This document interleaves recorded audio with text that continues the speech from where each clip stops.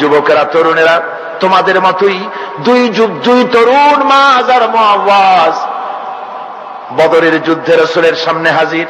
বলছেন, ইয়া রাসূলুল্লাহ, আমার বাপেরা, আমার বাপ চাচারা সব জিহাদে গিয়েছে, আমরা যেতে পারলাম না, কেউ আমাদের নিল না, মেহেরবানি করে পারমিশন দেন, যুদ্ধে শরীক হই। হুজুর বলেন, না, তোমাদের মতো এত ছোট ছেলে আমি পারমিশন দেব না। কেমনে দেই? ছেলেরা কাঁদতে লাগলো। আল্লাহর নবী বলেন, বেশ, তোমাদেরকে আমি পারমিশন দিব, দুইজন কুস্তি লড়ো, যার গায়ে শক্তি বেশি আমি তাকে পারমিশন দেব। দুইজনের লড়াই শুরু হলো।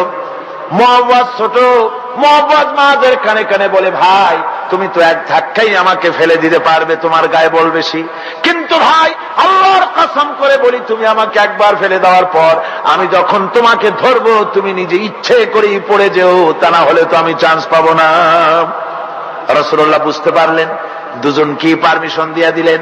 জিহাদ শুরু হয়ে গেল।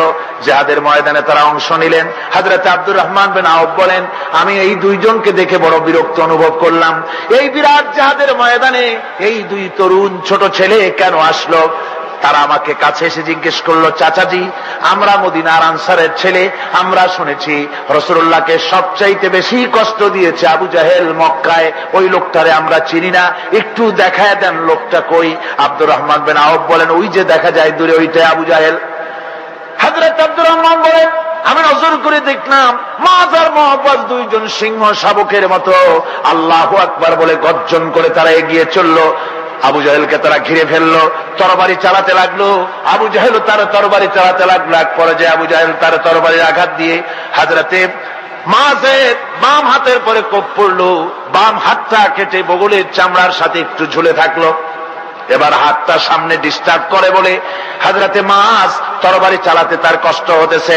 আব্দুর রহমান বলেন, আমি নজর করে দেখলাম এবার হযরতে মুআজ তার নিজের কাটা চামড়ার সাথে ঝুলানো হাতটাকে নিজের পায়ের তলে চেপে ধরে আল্লাহু আকবার বলে একটা গর্জন মেরে নিজের হাত নিজে ছিঁড়ে ফেলে দিয়া ডান হাতের তরবারি দিয়া আবু জাহেলকে দুনিয়া থেকে জনমের মতো বিদায় করে দিল।